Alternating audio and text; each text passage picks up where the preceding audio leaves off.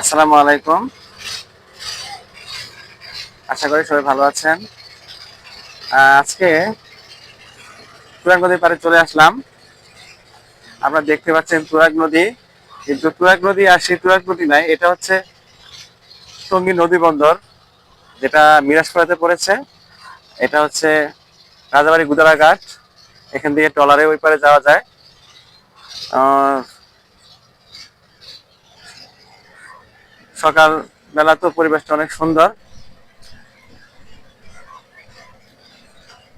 দেখতে পাচ্ছেন, কিন্তু দুঃখের বিষয় হলো তুরাগ নদীর পানির অবস্থা খুবই খারাপ। পানির অবস্থা এত খারাপ, একদম কালা, কুচকুচে কালো হয়ে গেছে। তো এটা তো আমরা সবাই জানি, তুরাগ নদীর পানি, শীতলক্ষার পানি, বুড়িগঙ্গার পানি কালা কুচকুচে থাকে। কিন্তু আমার কথা ছিল না। এখন দেখেন তুরাগ নদীতে নতুন এক উৎপাত, সাকার মাছ। দেখছেন অবস্থা?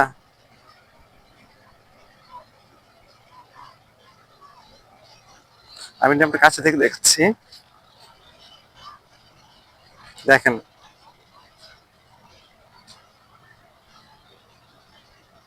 এগুলোর মানে এত ভয়ঙ্কর যে আপনি যদি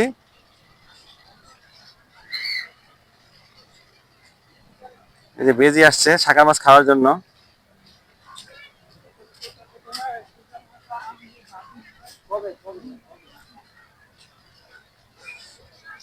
এই সাকার মাছ এত ভয়ঙ্কর যে এদেরকে যদি আপনি ডিপ ফ্রিজে রেখে দেন, তাহলে ডিপ ফ্রিজ থেকে বের করে আবার যদি আপনি ছেড়ে দেন, এরা আবার জীবিত থাকে। এত ভয়ঙ্কর। এদের তুরাগ নদীর পার, এদিক দিয়ে আপনি সুন্দর মতো টঙ্গী যেতে পারবেন।